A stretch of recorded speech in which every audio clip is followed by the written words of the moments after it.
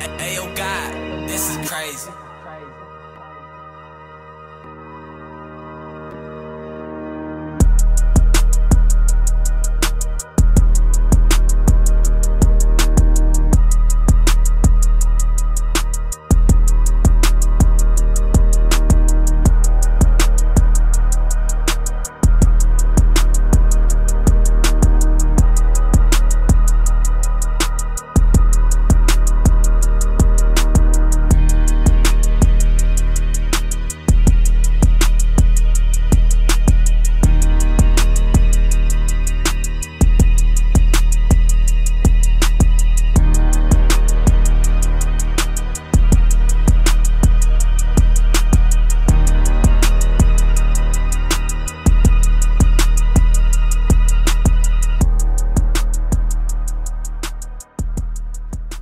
Okay, so a lot of people might think, hey Fred, you already had this board on the channel, why are you reviewing it again? Now this particular trim level has a very significant difference in the original VESTAR Osprey we already reviewed. Now somehow, some way, this particular trim level flew under the radar of the entire e-skate community. We are here to change that. So first, let's start out with the price. The price with our discount code is $16.99.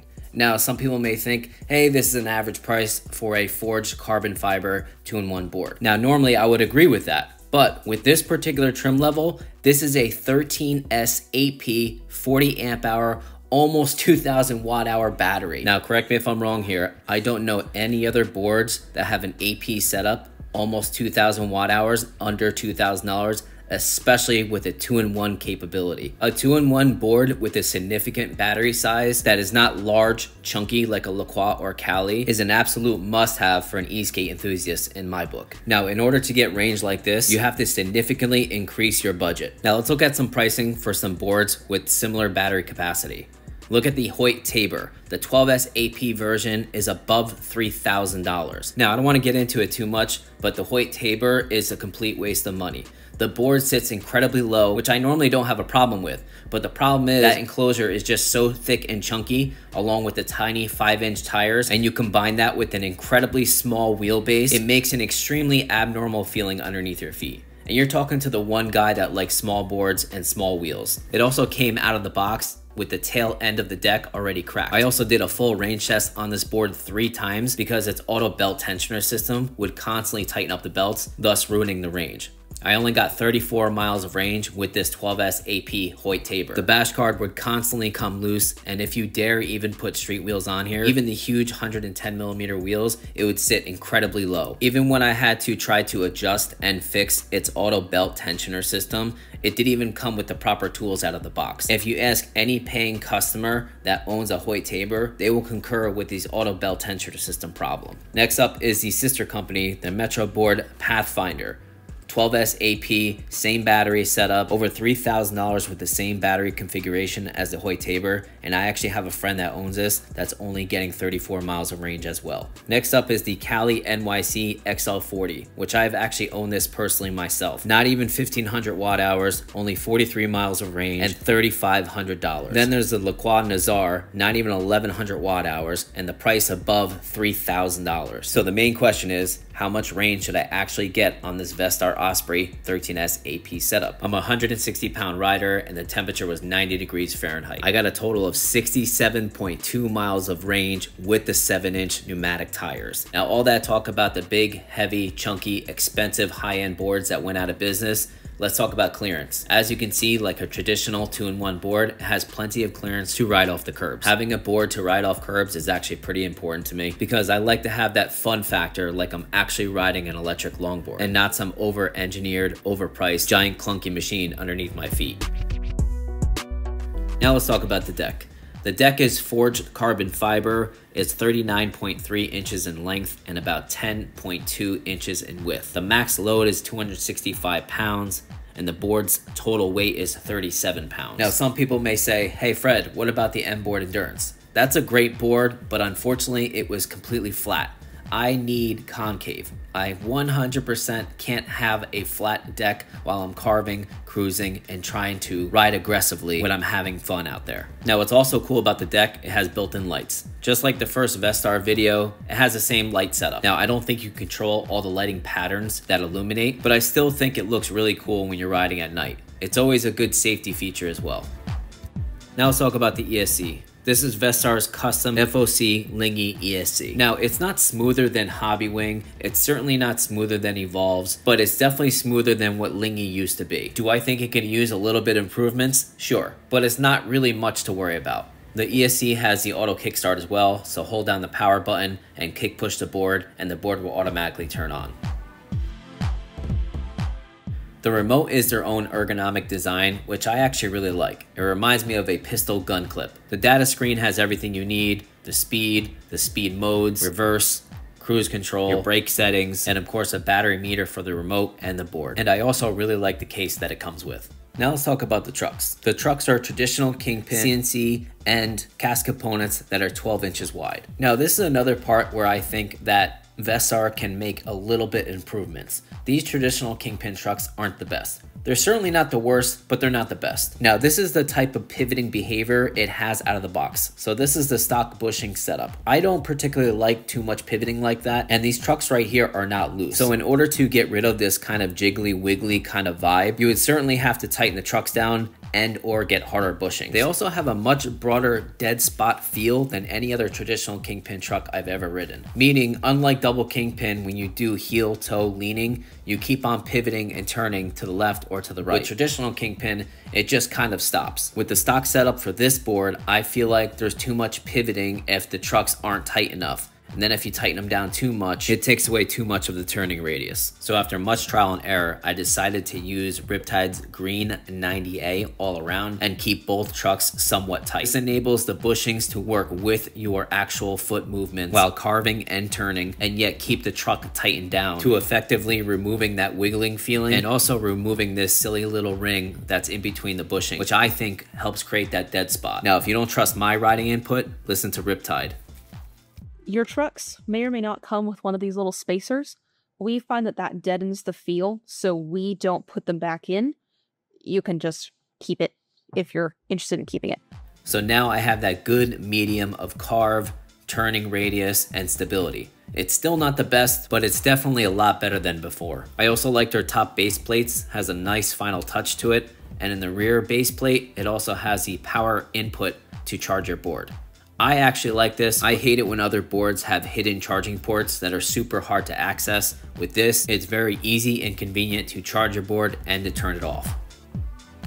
As for the wheels, these are 7-inch Air Pneumatic made by Hoda. Now, some of you may know the 6-inch Hodas are my favorite tires, and these are just 1 inch bigger with a little bit of a different tread pattern. These definitely have all the grip on the roads and can easily take the trails and off-roading.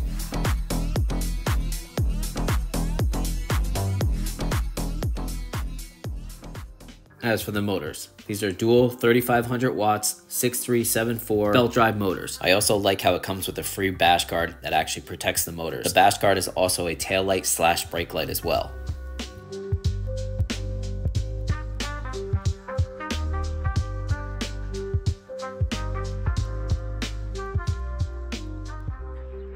Okay guys, here we go, giant hill test. Same hill we always use. VESTAR Osprey 13S 8P version. Full battery in pro mode. Let's see how she does. Woo!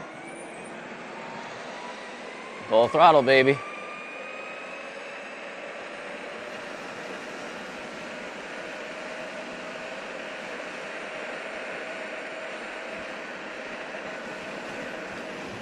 Woo!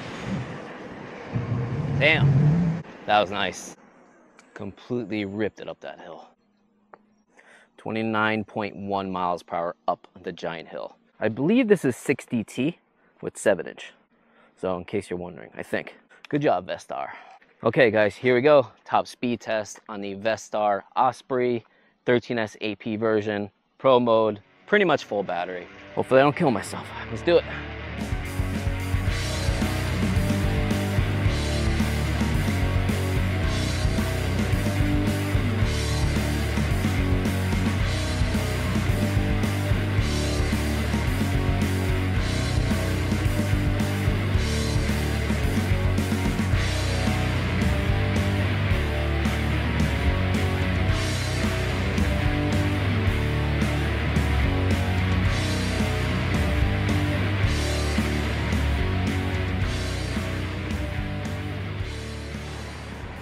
Man, that's fast.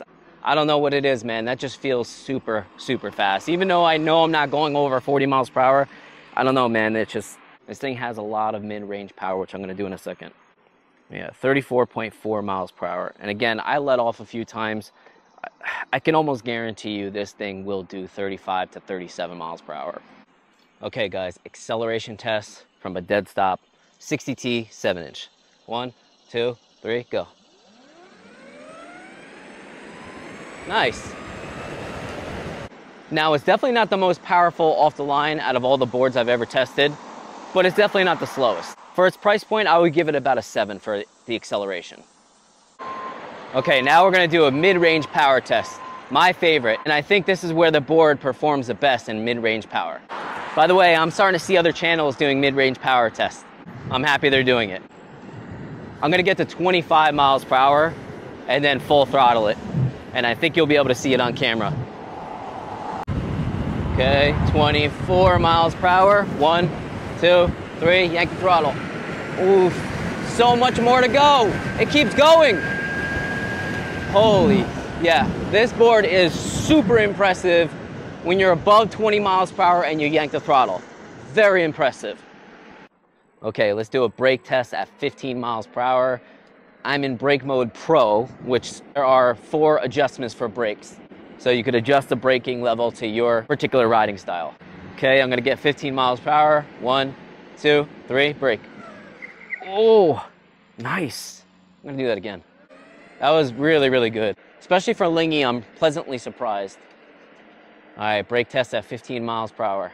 1, 2, 3, brake. Perfect. Perfect brakes, seriously.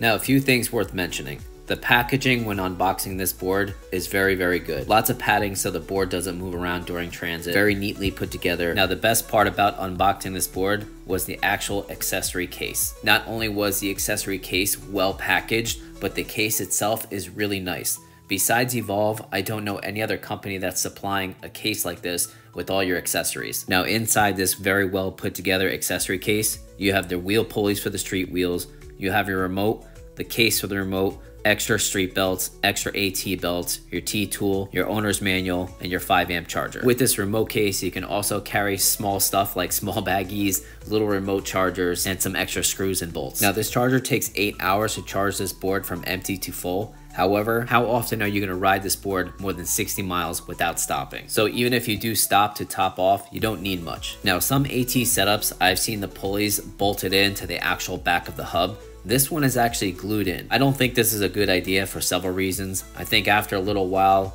a lot of vibrations, a lot of impacts, I think that glue will come apart. I think they should just use regular pulleys that have a proper fitment that goes in the back of the hub. Now, this is the first time I've ever seen weights mounted on the hubs out of the box. I've never seen a company actually do this. This shows a little bit of initiative knowing that they don't want their tires to be wobbly for their customers. Now, if you wanted to adjust your enclosure, you actually can, which means you would go for a smaller battery, thus giving you a thinner enclosure. I don't know why you would do this, but it's definitely something worth mentioning. No other company has an adjustable enclosure on the bottom. Okay, so 1 bar left. I'm on my last day of the range test. I'm probably over 55 miles right now.